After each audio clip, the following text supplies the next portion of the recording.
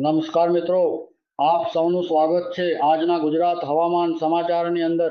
આજે તારીખ છે 7 જુલાઈ 2026 મંગળવાર। ચાલો જાણીએ ગુજરાત સહિત દેશના તાજા હવામાન સમાચાર। ગુજરાતમાં ચોમાસું સક્રિય બન્યું છે અને રાજ્યના અનેક વિસ્તારોમાં વરસાદી માહોલ યથાવત જોવા મળી રહ્યો છે।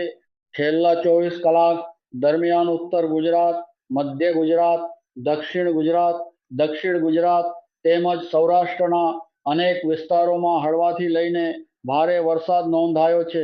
કેટલાક વિસ્તારોમાં નીચાણવાળા વિસ્તારોમાં પાણી ભરાવાની સ્થિતિ પણ જોવા મળી છે। હવામાન વિભાગની આગાહી અનુસાર આગામી 24 કલાક દરમિયાન દક્ષિણ ગુજરાત, મધ્ય ગુજરાત અને સૌરાષ્ટ્રના કેટલાક જિલ્લાઓમાં ભારે વરસાદની શક્યતા છે। ઉત્તર ગુજરાતના કેટલાક વિસ્તારોમાં પણ ગાજવીજ સાથે વરસાદી ઝાપટાં પડી શકે છે।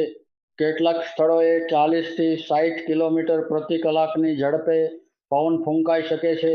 તેથી ખુલ્લા મેદાનોમાં અને વૃક્ષોની નીચે બહાર રહેવાનું ટાળવાની સલાહ આપવામાં આવે છે। ખેડૂત મિત્રો માટે પણ મહત્વના સમાચાર છે।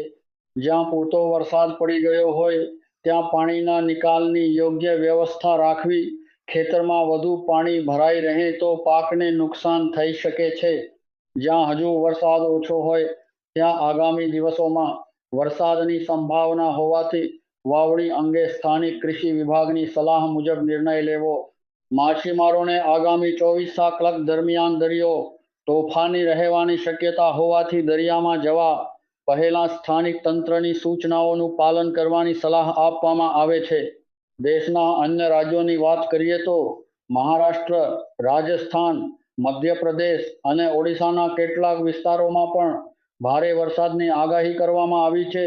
અનેક સ્થળોએ ગાજવીજ સાથે વરસાદી માહોલ યથાવત રહેવાની શક્યતા છે।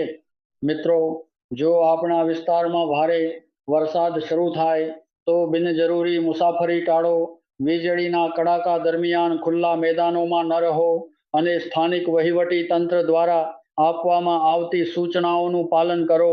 આ હતા આજના તાજા હવામાન સમાચાર। આવી જ તાજી અને વિશ્વસનીય હવામાન અપડેટ્સ માટે અમારી ચેનલને સબસ્ક્રાઇબ કરવાનું ભૂલશો નહીં। વિડીયોને લાઈક કરો અને તમારા મિત્રો સાથે જરૂર શેર કરો। ધન્યવાદ। ફરી મળીએ આગામી હવામાન અપડેટ સાથે। જય હિન્દ, જય ગુજરાત।